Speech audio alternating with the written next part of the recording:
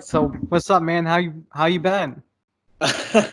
um, I've been good. This whole global pandemic has been a roller coaster. Pain in Just the ass, yeah, it's right? been a pain in the ass too. But I think I'm getting coming around to it now. It's starting to be pretty okay now. Yeah. Yeah, kind of nice, relaxing. Yeah. I mean, it's odd because like even in the earlier parts of doing absolutely nothing, it was odd how I guess unrelaxing doing absolutely nothing could be. Yeah, yeah. Well, you were in the movie 21 Jump Street, right? I was, yeah. It's What was funny. that like?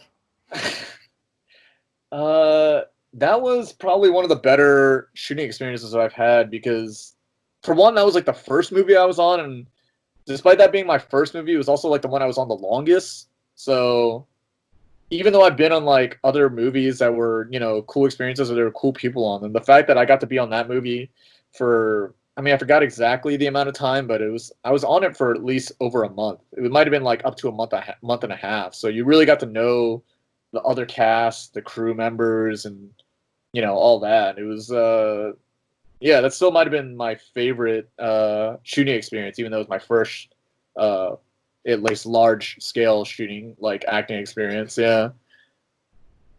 Um, what was the most difficult in that movie? Like, what did you have to do that made you feel like maybe I can't do this?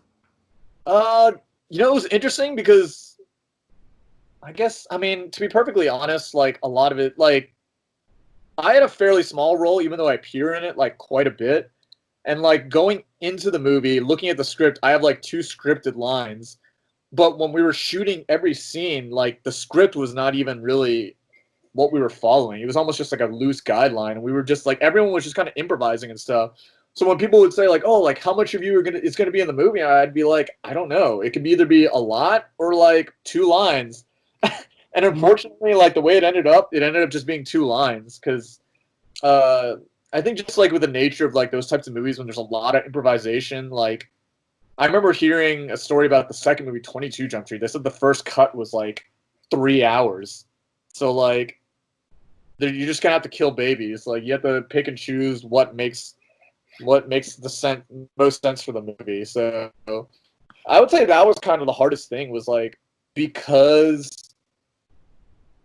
there was just a lot of improvisation. There was a very much a like I personally don't get scared on set. A lot of people like it's maybe one of my greater strengths is that like just because I'm with like Channing Tatum and Jonah Hill, I'm like whatever. They're just two guys. But like there still was like a sense of me like being like, oh, when we're improvising, people are just throwing shit out there. I was like, am I am I allowed to just you know say stuff with them? Like I'm not really anybody. Like are they gonna get mad? So unfortunately, I didn't get to do as much. I say that was like the hardest thing is just like knowing how much I was allowed to, throw shit. I kind of just would, if I had a really, really good idea, I would throw something out, or if the directors picked me to do something, I would just let them tell me. But it wasn't until I went on the second movie that I realized, like, oh, this is actually like, if you don't put yourself out there, they probably just won't, have you do stuff. They'll just assume you're not as good. So on the second movie, especially, it was like it kind of became more of like a pissing contest, I guess, like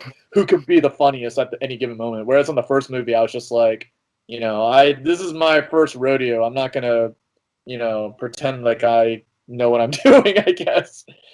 Yeah. Were you surprised that they picked you for the second one? Yes, very much so. I mean, a lot of people don't even know that we were in the second one, to be perfectly honest. Uh, and even if they do like see us in the movie, I feel like a lot of people are just like, "Who are they?" Because we were never in the script originally. Like I remember like the months leading up to the shoot. I knew that they were making a sequel, and people would be like, "Oh man, are you gonna be in the sequel?" And I'm like, "I don't know, probably not, but you never know." And then like I found out it was the same directors. I found out that they were shooting in Louisiana again, which I was living at the time. And then I found out, all this stuff, and I was like, "Man." But then I found out that they started shooting. I was like, "Okay, well, obviously I'm not in this movie if they already started shooting." But I was literally I was living in Los Angeles. I had already moved to Los Angeles at the time, and I was like interning at College Humor. I don't know if you've ever heard of that site. Yeah. And I literally got an email one day, and the casting director was like, "Hey, so the directors were thinking about bringing y'all back as characters. Like, do y'all want to do it?" And I was just like, "Yes, whatever. I'll do whatever." And yeah, so literally, like, they were in the middle of their shooting schedule, and they just decided to just like insert us into the movie. Like, it was like a last minute decision. So like in that movie especially, we definitely didn't have any scripted lines because we weren't even in the script. They would just kind of be like, yeah, you're here now and do this or say this, etc. So it was interesting. So no, I didn't expect it at all, and it was a surprise. And to be perfectly honest, we're kind of pointless in the sequel. So I don't even know. Like, they cut a lot of our stuff in the sequel as well, but also like we were lucky to be there at all, I guess. Hey, real quick before I ask you any more about the Jump Street stuff, what were your roles for people who don't know?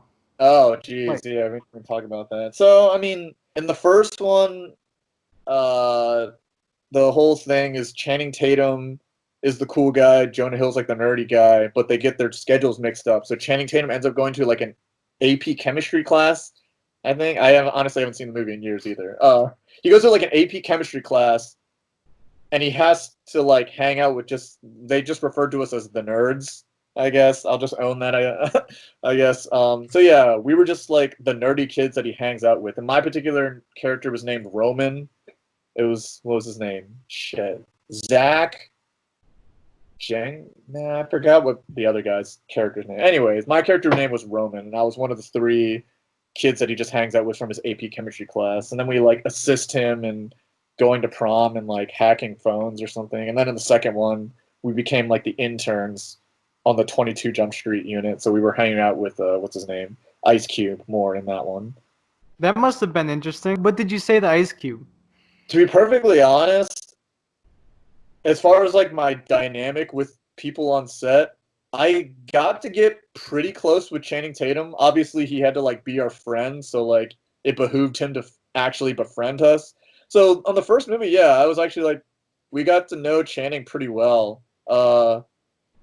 I feel like I never had even a single conversation with Ice Cube, even though we were supposed to like be, I guess, working with him. He very much, I feel like he wasn't much of a presence on set. Like, I think he usually just stayed in his trailer a lot, and he had like a very large posse, I guess, that would follow him around a lot.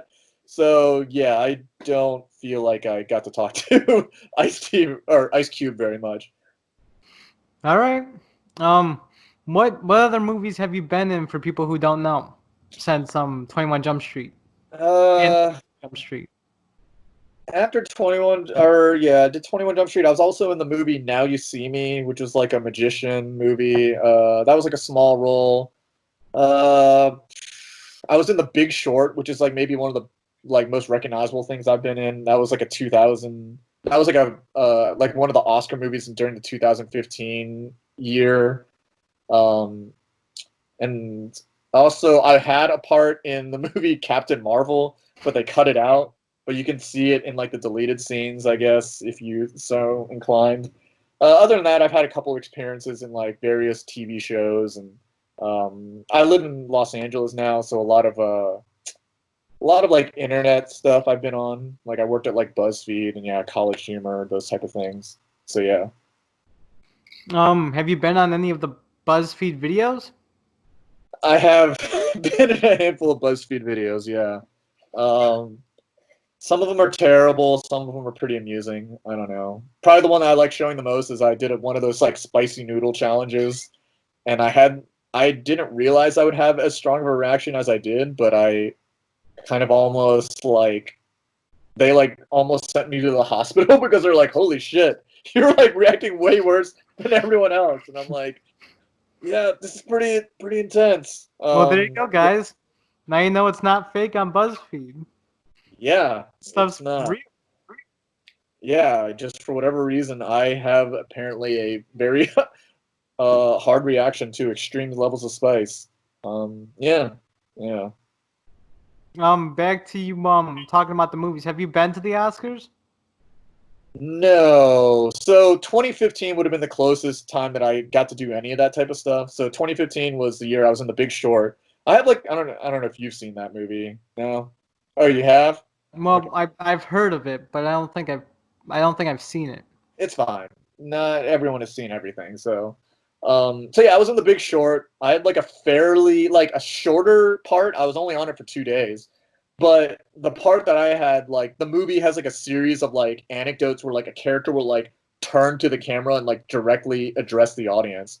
So like I have one of these moments. So like even though it's not a long part of the movie, it's like my part of the movie, you know? So people will like recognize me off the street for that role. But so yeah, that year was 2015. That was also the year of like Spotlight and The Revenant and all the other movies. So it was famous because it was the year that the hashtag Oscars So White got popular. So all 10 of the acting nominees, Best Actor, Best Actress, Best Supporting Actor, Best Supporting Actress, they were all white.